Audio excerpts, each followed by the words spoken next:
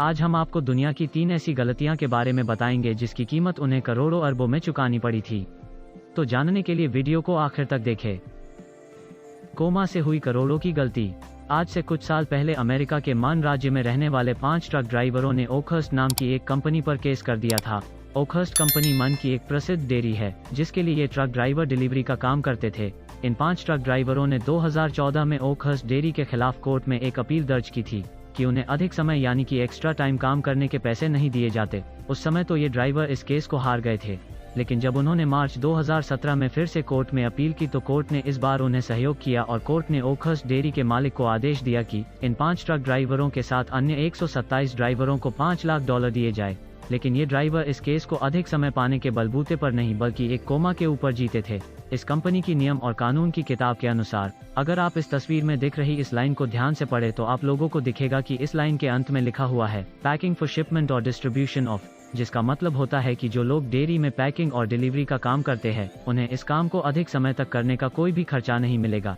इस लाइन के मुताबिक यहाँ खाने की पैकिंग व डिलीवरी एक ही इंसान करता है। अब अगर इस लाइन में एक छोटा कोमा लगा दिया जाए तो पैकिंग फॉर शिपमेंट और डिस्ट्रीब्यूशन ऑफ, इसका मतलब यह निकलता है कि वो लोग जो खाने की पैकिंग करते हैं और वो लोग जो इस खाने को डिलीवर करते हैं, इन दोनों लोगों को किसी भी प्रकार का अधिक वेतन नहीं मिलेगा। ये ट्रक ड्राइवर इस कंपनी के द्वारा बनाए गए खाने को डिलीवर करते हैं लेकिन उस खाने को पैक नहीं करते हैं। तो अगर इस लाइन में कोमा नहीं हुआ तो इन ड्राइवर को अधिक समय काम करने का अधिक वेतन मिलना चाहिए और सिर्फ इसी कोमा की वजह से ये ट्रक ड्राइवर अपने $5 लाख लेने में कामयाब हो गए। टाइपिंग से हुई करोड़ों की गलती।